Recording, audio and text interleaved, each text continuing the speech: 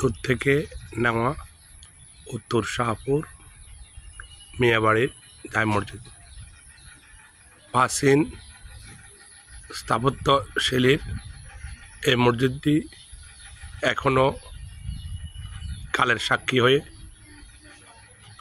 দাঁড়িয়ে আছে। দূরবর্তী জায়গা থেকে মসজিদের এই ভিডিওটি ধারণ করা হয়েছে।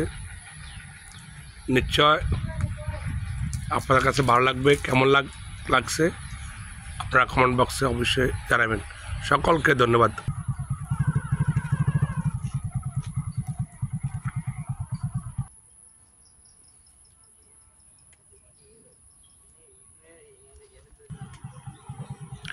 স্থাপত্য শৈলীর মসজিদের এটি সামনে অংশ দেখুন আপনারা।